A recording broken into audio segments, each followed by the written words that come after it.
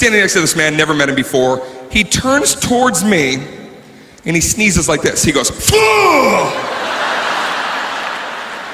He actually did like the robot from '85. Yeah, he turns towards me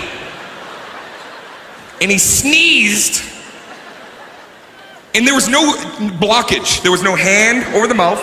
There was no burying the arm. There was no the thing where you try to make somebody run away like you're about to turn into a werewolf. Hey, something's happening to me. Oh, nothing. No, he just cocked and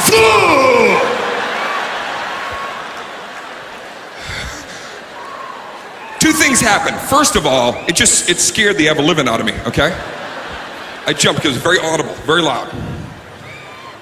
But besides that, just the way the light was hitting this guy's face, debris came out. A lot of stuff, almost like when you use Windex and you put it on mist mode, you know mist mode? He sneezed. Debris. Movement. Okay, now at this point I'm disgusted and I'm grossed out, okay? I'm grossed out by it. And at first I think I'm gonna go off on this guy. And then I decided, wait a second, Dane, don't do that. Take the high road, try to be polite. So I turned to him and this is what I said. I looked at him and I went, God bless you. Yeah, I said it like that. I said it like that. God bless you. Which, you know, is God bless you, but it kind of sounded like cover your fucking mouth.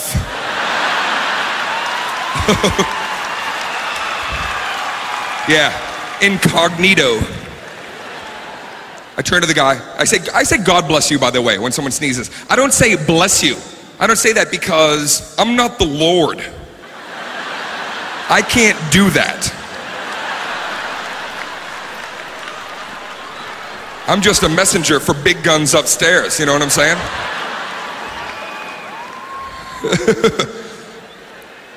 And I never go with Gesundheit. I don't know who even says that. If I say Gesundheit, I feel like I'm honoring Hitler. Like I should be like, Gesundheit!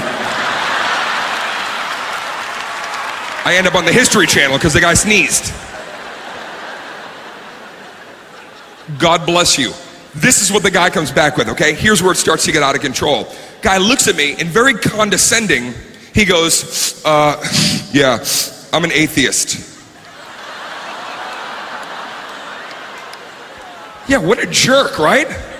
I'm trying to be polite. I don't know you're an atheist, right? And even if I did, what am I supposed to say when an atheist sneezes? When you die, nothing happens.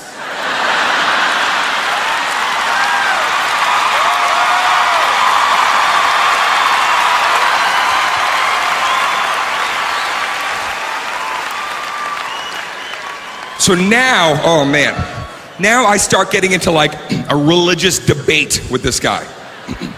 And it is awful, okay? He's questioning my beliefs. He goes, well, what about you? What did you grow up? I said, well, I was raised Catholic. And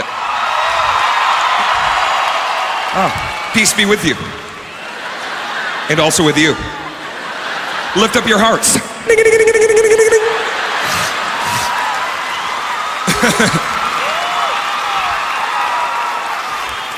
As I'm telling him about my religious background, he's laughing at me. He is laughing at me.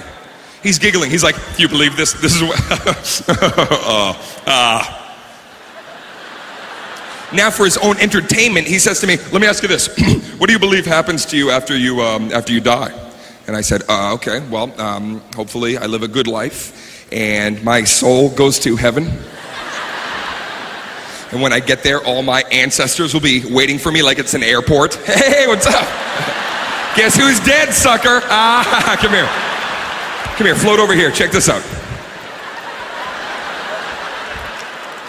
I'm telling him this, he's laughing even more. He is so condescending. He's so snarky with his fucking attitude. Yeah, snarky, it's a word, Google that shit. It exists. So he's laughing at my beliefs, and finally I just snap back, what about you? Okay, what about you, all right?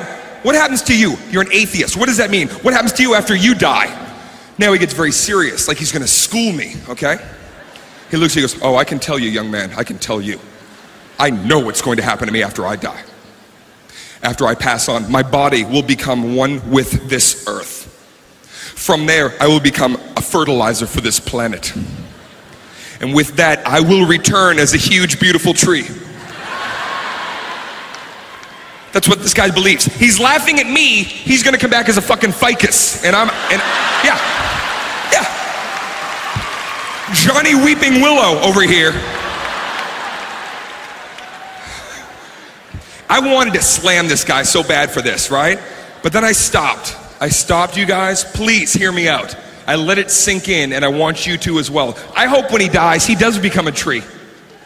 I hope he's in the middle of the wilderness, and he's doing his tree thing, whatever it is trees do. I know they do a lot of work with breezes. And wouldn't it be fantastic if while he was out there just enjoying his treeness, through the woods a huge sweaty guy with an axe comes along, sees him, chops him down, smash, put a chain around him, drag him through the mud and the muck, throw him into a sawmill, grind him up. Then you pound him down into paper, and once he's paper, you print the Bible on him.